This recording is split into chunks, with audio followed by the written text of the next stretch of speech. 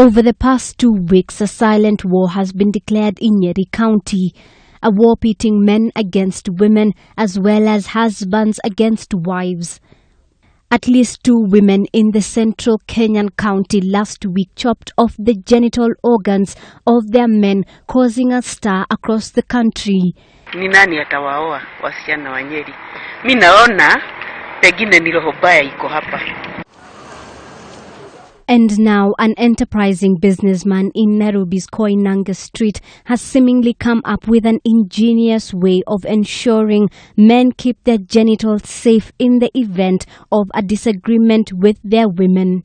He has invented an anti-chopping gear, a metallic wear which prevents the genitals from any harm, but seemingly comfortable to sleep and sit in, a good option for the men in fear of an attack. Nilipoona hii mambo ya Nyeri inatendeka, wanaume kukatwa siri zao za mali pao pa nyeti, nikaona kwamba nikitengeneza kitu kama hii niweke kwa display, itaanza kuwapatia wanaume kwamba wanaweza kujikinga mali yao. Bare Apio says demand for his gear is slowly picking up. Na watu wamependelea sana. Hata nimepata order nyingi sana, wanaume wanataka kununua kitu kama hii ili waitumie nyumbani kwao. Curious shoppers have been flocking Apio's shop to catch a glimpse of the intriguing invention. But what exactly do they think about the gear? Nikiona hii nafikiria to the dangerous women of Nyeri. This is not a very bad idea.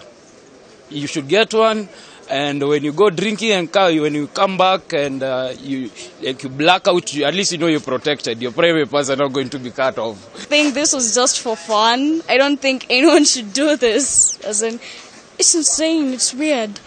A customer seeking to purchase the gear has to place an order and have his measurements taken.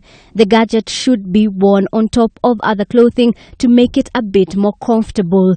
It comes with a padlock too, to ensure total security.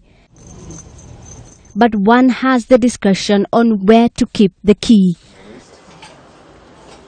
Apio is shocked by the attention created by his new innovation, with one piece going for 1,200 shillings. Whether it's a fact or fiction, it's hoped that the device will bring a big relief to the endangered men in Nyeri. Abby Kahodhia, K24 Evening Edition.